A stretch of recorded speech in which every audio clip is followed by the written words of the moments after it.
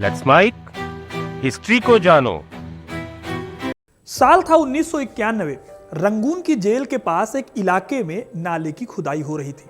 जब मजदूर इस नाले की खुदाई कर रहे थे तब उन्हें ईंटों से बनी एक कब्र मिली। इस कब्र में एक इंसान का पूरा कंकाल मिला। इस कंकाल ने लोगों के बीच में दिलचस्पी बढ़ा दी। इस कब्र को लेकर लोगों ने कहना शुरू किया कि यह बहादुर शाह जफर की कब्र है। वही बहादुर शाह जो हिंदुस्तान के आखिरी मुगल बादशाह थे। अंग्रेजों ने पूरी कोशिश की थी कि उनकी कब्र का कोई निशान न रहे, लेकिन ऐसा हो नहीं पाया और बहादुर शाह जफर की कब्र दुनिया के सामने आ गई। लेकिन अगर ये बहादुर शाह जफर की कब्र है तो वो कब्र किसकी थी जिस पर साल 1906 में अंग्रेजों ने पत्थर लगवाया था? आखिर इन दोनों में से असली कब्र कौन सी थी? सवाल सिर्फ ये नहीं है, सवाल ये भी है कि 1857 की क्रांति के लीडर बहादुर शाह जफर को काला पानी की सजा के लिए बाकी क्रांतिकारियों की तरह अंडमान क्यों नहीं ले जाया गया? आखिर क्यों उन्हें दक्षिण अफ्रीका ले जाने की बात हो रही थी लेकिन फिर बाद में बर्मा की रंगून जेल में ही रखा गया? और सबसे बड़ी बात, रंगून जेल में उनके आखिरी के कुछ साल कैसे बीते? उन पर एक दिन में कितने रुपए खर्च होते थे और कैसे जेल के बाकी कैदी उनके साथ सलूक करते थे? अंग्रेजों ने आखिरी मुगल बादशाह के साथ कैसा सलूक किया और आखिर क्यों वो लास्ट में तड़प तड़प कर मरे? सब जानेंगे इस वीडियो में, तो वीडियो में एंड तक बने रहिएगा, क्योंकि अपना इतिहास नहीं जानोगे तो खुद को कैसे पहचानोगे। आजकल यूपीआई का जमाना है और ज्यादातर पेमेंट हम यूपीआई से ही करते हैं। अब यूपीआई का पेमेंट तो बैंक अकाउंट से होता है, लेकिन ऐसा क्रेडिट कार्ड आ गया है जिससे यूपीआई पेमेंट के लिए बैंक अकाउंट की जरूरत नहीं होगी। क्रेडिट कार्ड से भी यूपीआई पेमेंट हो जाएगा और इसमें हर यूपीआई पेमेंट पर 5% का कैशबैक भी है। तो ये कीवी क्रेडिट कार्ड है, आप चाहें तो डिस्क्रिप्शन में इसका लिंक दिया गया है, उससे इस कार्ड को पा सकते हैं। सैकड़ों वर्षों तक मेरे पूर्वजों ने बल और भय के बल पर हिंदुस्तान पर शासन किया। अब दूसरों के शासन का समय है, हम शासित होंगे और वो शासक होंगे। शोक करने का कोई कारण नहीं, क्योंकि हमने भी किसी को गद्दी से हटा दिया था और अपना वंश स्थापित करने के लिए उनके वंश को नष्ट कर दिया था। ये लफ्ज थे आखिरी मुगल बादशाह बहादुर शाह जफर के, जिन्होंने 1857 के विद्रोह में बागियों के नेता बनने को एक्सेप्ट किया था।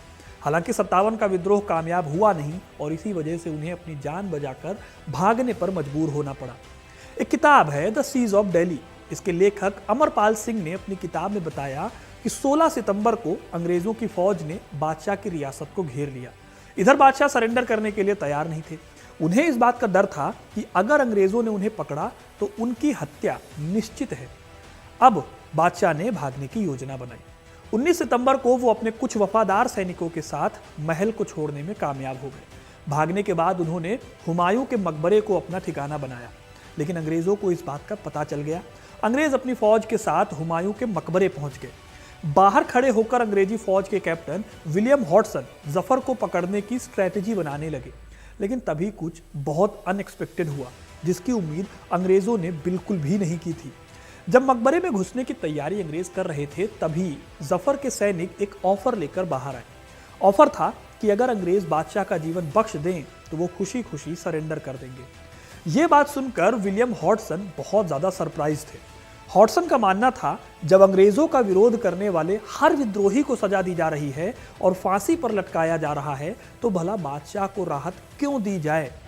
लेकिन फिर भी बहादुर शाह जफर को ना तो गोली मारी गई और ना ही उन्हें फांसी पर लटकाया गया।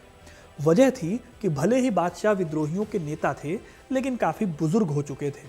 अगर उनकी मौत होती तो इस खबर से देश के कई हिस्सों में क्रांतिकारियों को दोबारा संभालना मुश्किल हो जाता। इसीलिए तय किया गया कि अगर बादशाह सरेंडर कर देते हैं तो उनका जीवन बख्श दिया जाएगा। लेकिन यह सरेंडर भी उन्हें काफी महंगा पड़ा। 20 सितंबर के दिन अंग्रेजों के सामने उन्होंने सरेंडर कर दिया।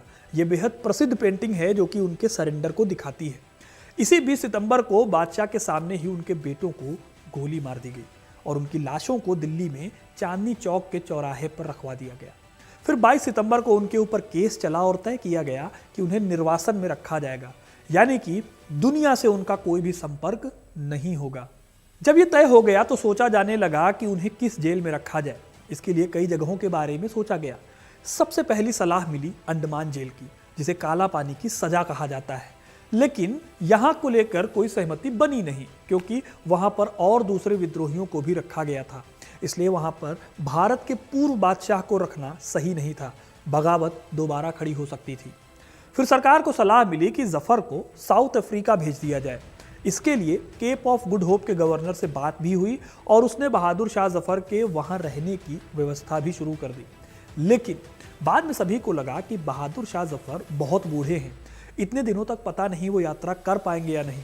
इसलिए आखिर में तय हुआ कि उन्हें बर्मा में रंगून जेल भेजा जाए। अब इन सब के बारे में बादशाह को कोई खबर नहीं थी कि वो कहाँ जा रहे हैं। तय हुआ कि लेफ्टिनेंट ओमानी उनके साथ जाएंगे और ये सुनिश्चित करेंगे कि जफर का बाहरी दुनिया से कोई संपर्क ना रहे। 7 अक्टूबर 1858 को सुबह 4 बजे बाबर के दिल्ली जीतने के 332 साल बाद आखिरी मुगल बादशाह बहादुर शाह जफर ने पालकी पर बैठकर दिल्ली को छोड़ दिया। उनके साथ उनकी पत्नियां, जिंदा बचे 2 बेटों और नौकरों के साथ मिलाकर 31 लोग थे। 13 नवंबर को जफर को लेकर अंग्रेज इलाहाबाद पहुंचे। यहां उन्हें 3 दिनों तक रखा गया। 31 में से 16 लोगों ने जब मना कर दिया तो बाकी के 15 लोगों को लेकर 19 नवंबर के दिन इलाहाबाद के पास मिर्जापुर से बादशाह को कलकत्ता के लिए रवाना किया गया। कलकत्ता से फिर उन्हें ले जाया गया रंगून। जब ये सब हो रहा था तब भारत के governor general Lord Canning Rangoon jail को खत लिखकर हिदायतें दे रहे थे।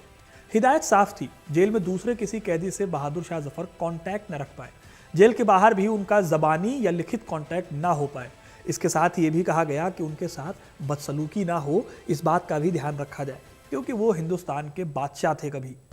4 दिसंबर को पूरा दल डायमंड हार्बर पहुंचा। डायमंड हार्बर में जफर के दल को एक दूसरे स्टीमर HMS मगारा में चढ़ाया गया। यहां से आखिरी मुगल बादशाह ने अपने देश की धरती को आखिरी बार देखा और जहां उनकी फिर कभी वापसी नहीं हुई। 5 दिन की यात्रा के बाद 9 दिसंबर को बहादुर शाह जफर का काफिला पहुंचा रंगून। इस बात की खबर कैदियों को और लोकल लोगों को पहले से थी, इसलिए उन्हें देखने के लिए काफी ज्यादा भीड़ उमड़ पड़ी थी। जैसा कि लॉर्ड कैनिंग ने रंगून जेल को निर्देश दिए थे, वैसा वहां पर कुछ भी नहीं हुआ था। जेल के मेजर फेरे ने इन लोगों के लिए रहने की कोई ढंग की व्यवस्था नहीं की थी। उनको मेन गार्ड के कमरे में रखा गया और दूसरे लोगों के लिए रहने के लिए तंबू लगवाए गए। 29 अप्रैल 1859 को उन्हें एक दूसरी बिल्डिंग में शिफ्ट किया गया। इस टाइम पर जेल के जेलर बदल गए थे। नए जेलर का नाम था नेल्सन डेविस। ये बहादुर शाह जफर की मौत होने तक रंगून जेल के जेलर रहे। डेविस के अकाउंट से पता चलता है कि जफर को 4 कमरों की बिल्डिंग में रखा गया। इसमें एक कमरा खुद जफर का था, एक में जवा बख्श और उनकी बेगम को रखा गया, तीसरा कमरा बेगम जीनत महल को दिया गया जो कि उनकी वाइफ थी। सारे कमरों में अटैच्ड वॉशरूम था। चौथे कमरे में शाह अब्बास और उनकी मां को रखा गया। सारे नौकर या तो बरामदे में रह रहे थे या फिर घर के नीचे रह रहे थे। डेविस कहते हैं कि बादशाह और उनके परिवार के खाने पर हर दिन 11 रुपए खर्च होते थे। संडे को इस खर्च में 1 एक्स्ट्रा रुपया जोड़ दिया जाता था। हालांकि उन सभी लोगों को कलम, स्याही और कागज देने की मनाही थी ताकि बाहरी दुनिया से कांटेक्ट ना हो पाए।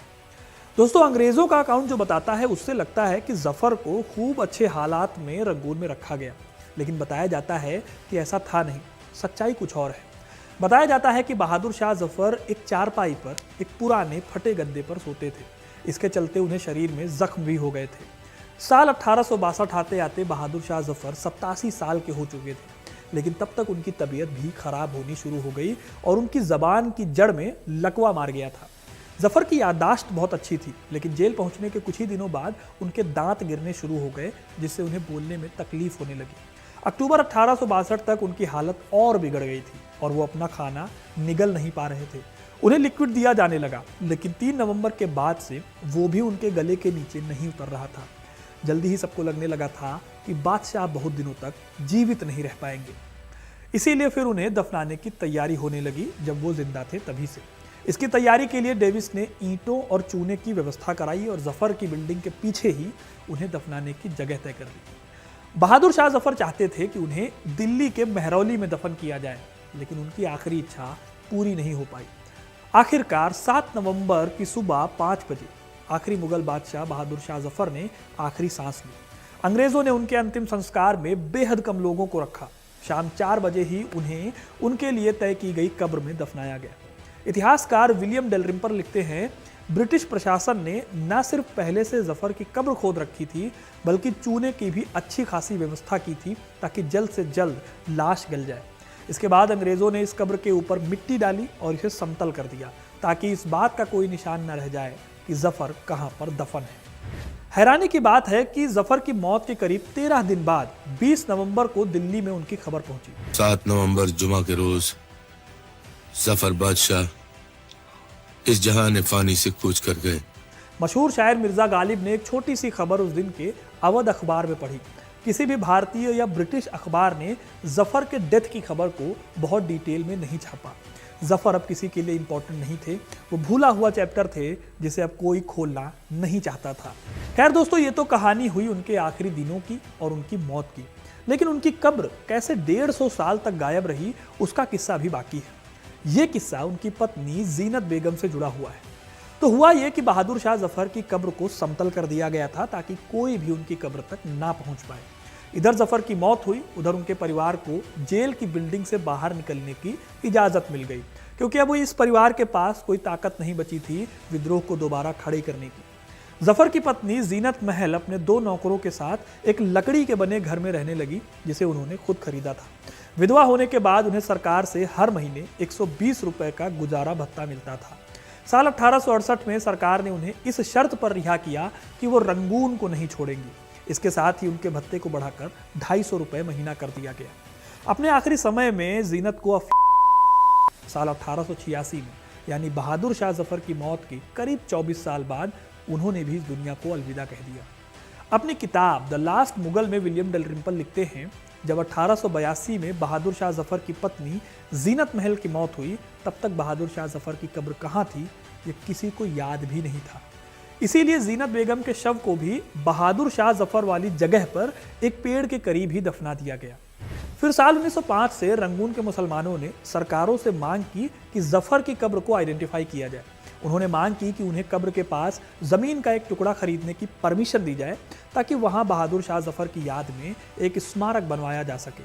शुरू में सरकार ने उनकी बात नहीं मानी, लेकिन फिर दबाव के चलते सरकार को झुकना पड़ा और 1906 में उनकी कब्र पर एक पत्थर लगवाया गया जिस पर लिखा हुआ था, बहादुर शाह दिल्ली के पूर्व बादशाह का 7 नवंबर 1862 को रंगून में निधन हुआ और उनको इस स्थान के पास दफनाया गया।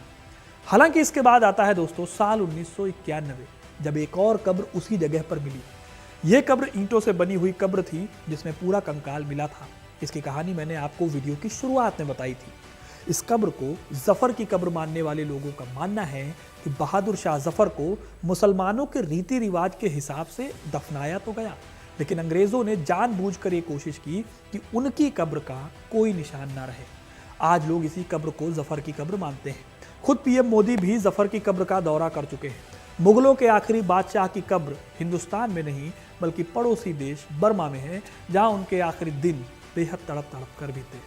बहुत बहुत धन्यवाद।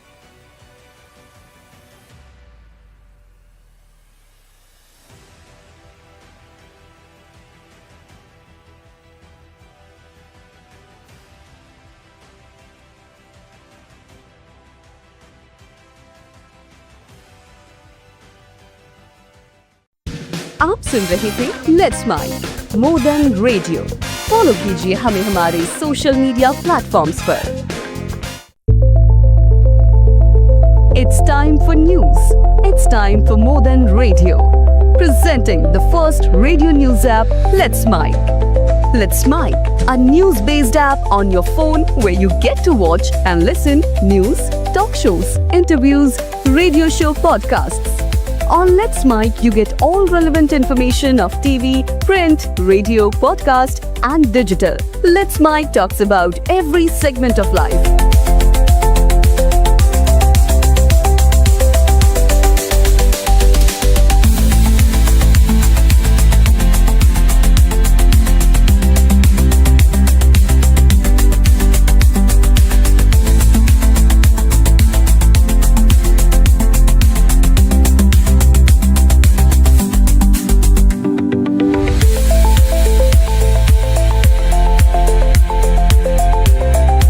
Download the app now from Play Store. Available both on Android and iOS mobile phones.